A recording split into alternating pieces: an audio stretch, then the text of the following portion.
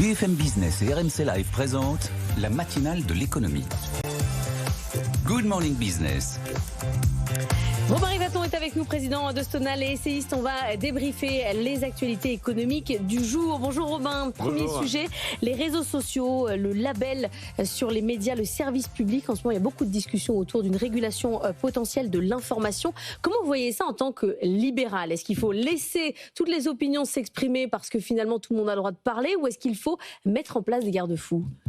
Alors, c'est toujours un équilibre, c'est ni l'un ni l'autre, c'est-à-dire qu'évidemment on n'a pas envie, la liberté d'expression est importante, mais on n'a pas envie d'avoir un Far West numérique où on peut avoir des propos qui confinent à la haine ou qui sont répréhensibles du point de vue de la loi.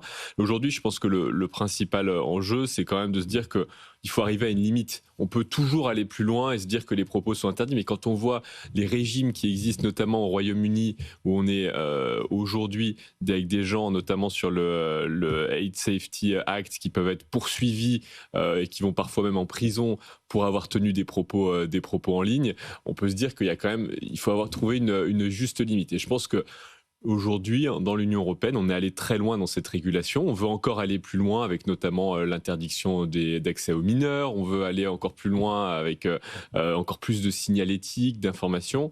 Je pense qu'il faut à un moment se dire que les citoyens sont aussi des adultes et sont capables d'avoir une partie de régulation par eux-mêmes. Et donc ça ne peut passer que par l'éducation en fait ? Oui, par l'éducation. Après, la responsabilité des plateformes doit être mise en ligne, ou en tout cas les plateformes doivent être en capacité aujourd'hui, lorsque quelqu'un tient des propos haineux, de retrouver cette personne, de communiquer son identité aux autorités si elle est vraiment dans un registre qui et le registre de la haine est déjà existant, cet arsenal juridique qui fait que vous n'avez pas le droit de tenir des propos diffamatoires, de tenir des propos incitant à la haine raciale, à la haine contre des minorités. Cet arsenal juridique existe depuis longtemps dans notre droit, et donc le fait qu'aujourd'hui les plateformes doivent donner aux autorités, communiquer aux autorités l'identité des personnes qui ont fait ça. Et d'ailleurs, à chaque fois qu'il y a des cas qui sont portés en justice, on retrouve les personnes. Il n'y a pas d'anonymat. Il n'y a pas d'anonymat. On voit ça, bien. C'est chez nous, parce qu'aux États-Unis, vous avez le droit de dire tout et n'importe quoi. Bien sûr. Et des trucs faux. Et c'est les États-Unis, c'est pas notre. Non. Chez nous, on a déjà un arsenal qui fonctionne plutôt bien. On peut toujours vouloir aller plus loin. Au bout d'un moment, après, c'est quand même, encore une fois, c'est une question d'équilibre. Et donc, aller plus loin signifie renier la liberté d'expression. Et c'est peut-être des opinions qui sont des opinions avec lesquelles on n'est pas d'accord, mais qui sont intéressantes à entendre, qui vont finir par soit s'arrêter, soit s'auto-censurer. Et ça, c'est un point très important aussi. C'est que, ça a été documenté, il peut y avoir une forme d'auto-censure sur les réseaux avec des gens qui n'osent pas exprimer leurs opinions parce qu'elles sont considérées comme dissidentes. Mais interdire aux moins de 16 ans, ça, vous êtes plutôt pour, comme un sujet de santé publique ? C'est comme les cigarettes. Le seul problème de ces lois, et à mon avis, c'est un point très important de la production de la loi aujourd'hui, c'est leur effectivité. Aujourd'hui, quelqu'un au Royaume-Uni, ils ont mis en place pour vérifier l'identité. Que font les gens ? Ils créent des faux profils avec les applications d'IA générative. Ça prend 12 secondes de créer un faux profil. Et donc, vous avez une prolifération des faux profils. Donc, la question, c'est la loi en elle-même, moi je ne suis pas contre, ça me paraît plutôt frapper au coin du bon sens de dire qu'il ne faut pas que les mineurs soient exposés à un certain nombre de réseaux sociaux, à la fois pour les propos qu'on peut y retrouver, à la fois pour les phénomènes d'addiction qui peuvent s'y créer. Je pense que c'est même le point principal.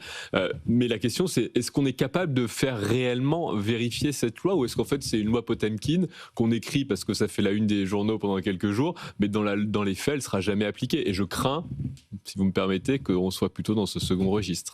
En tout cas, attention à ce que vous dites sur les réseaux sociaux, parce que pour aller aux États-Unis, désormais, on va regarder ce que vous avez écrit sur vos réseaux sociaux et on va vous demander l'accès à vos mails sur 5 ans. Oui, c'était un peu cocasse, puisqu'on a eu beaucoup de leçons sur la liberté d'expression en Europe, et bon, dans un sens, on va dire. Autre actualité de la semaine, Emmanuel Macron qui est revenu de Chine en menaçant le pays de droits de douane si jamais ils ne comprennent pas qu'on est des consommateurs qu'il ne faut pas tuer. Est-ce que c'est la bonne stratégie pour vous ? Non, c'est pas la bonne stratégie. Alors c'est-à-dire que l'Union européenne aujourd'hui, si elle veut survivre dans un monde non coopératif entre la Chine et les États-Unis, doit améliorer son marché intérieur, qui aujourd'hui n'est pas un marché intérieur existant, et le rapport Draghi l'avait largement documenté, et doit mettre en place un certain nombre de mécanismes de protection à ses frontières. Donc ça, c'est la bonne stratégie. que le président français, qui n'a pas la main sur la politique douanière du bloc, sans l'aval de ses alliés ou des personnes dans le bloc de l'Union européenne, menace les Chinois, ce n'est pas la bonne stratégie, parce que ça ne sert à rien, personne n'est d'accord, et derrière il se prend une volée de bois vert par le ministre des Affaires étrangères allemand qui est en Chine au même moment, qui dit jamais de la vie. Vous avez les Néerlandais qui disent non, et donc au final, ça ne fait que décrédibiliser l'Union européenne, qui est déjà dans une incapacité à trouver une politique douanière uniforme. Je le répète quand même, aujourd'hui, il faut créer du consensus avec les Allemands, qui sont les plus hostiles et les plus opposants à l'idée qu'on puisse faire un marché réellement unique et des barrières aux frontières. Il faut réussir à les convaincre. Si on ne les convainc pas... Les Allemands ont tort pour vous. Les Allemands ont tort. Bah, les Allemands ont tort. Les Allemands vivent dans le schéma des 20 dernières années qui leur ont été extrêmement favorables, du libre-échange. C'est-à-dire vendre aux Chinois. Vendre aux Chinois des produits, des biens d'équipement, des voitures et des machines-outils. Ce monde-là a disparu. Les Chinois produisent des machines-outils et des voitures d'une extrême qualité, à un bien meilleur prix que le marché allemand, et donc c'est fini. Donc si les Allemands continuent de s'enferrer là-dedans, ils vont entraîner l'Union européenne dans la tombe. Ça, c'est le cas. Si on n'arrive pas à convaincre les Allemands, il faudra en tirer les conséquences du point de vue de la France. Je pense que ça, c'est un point très important et qu'il faut être en capacité d'assumer. Mais aujourd'hui, dans les 24 prochains mois, l'idéal, c'est d'essayer de convaincre les Allemands qu'il faut changer. Et convaincre les Chinois qu'il ne faut pas nous détruire parce que potentiellement on est un marché de consommateurs et il faudrait qu'ils investissent chez nous en faisant des transferts de technologie, c'est-à-dire en faisant la même chose que ce qu'on a fait il y a 40 ans, ça c'est possible ? Oui, ça c'est possible, mais ça rejoint ce que je disais, c'est-à-dire qu'on est un marché intérieur, on met des barrières, les barrières peuvent être douanières, les barrières peuvent être en termes d'échange ça les oblige à venir en fait. De propriété intellectuelle, peuvent être en termes de joint venture, tout l'arsenal qu'ils ont mis en place pendant 30 ans en Chine, qui a fonctionné extrêmement bien, on peut le copier chez nous, on doit le copier chez nous. Aujourd'hui, il faut assumer qu'on a une position de suiveur. On est en retard. On n'est plus leader. On n'est plus à la frontière technologique. Nous sommes en retard. Quand on est en retard, on n'utilise pas le même arsenal ou la même boîte à outils que quand on est en avance. Donc aujourd'hui, ce qu'il faut, c'est regarder ce qu'ont fait les Chinois. Un peu de barrières protectionnistes, un peu d'achats ciblés. Aujourd'hui, il n'y a pas de Buy European Act. On est quand même le seul. Aujourd'hui, en Chine, quand vous allez dans un appel d'offres chinois, si vous êtes un produit chinois, on vous met 20% de bonus. Vous êtes un Américain sur un appel d'offres américain, on vous met 50% de bonus. Vous êtes un Européen sur un marché européen, 0% de bonus. C'est absurde, on comprend bien.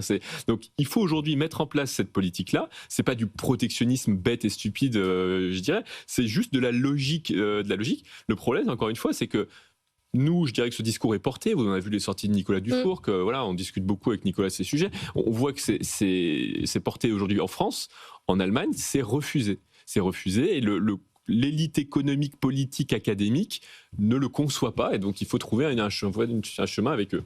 Mais quand vous dites qu'il faut en tirer les conséquences, vous voulez quand même pas qu'on sorte Non, mais il faut qu'on aujourd'hui on muscle faut qu'on montre aux Allemands que leur position n'est pas tenable. Elle va aller au détriment de l'Union. Merci beaucoup Robin Rivaton d'être venu ce matin.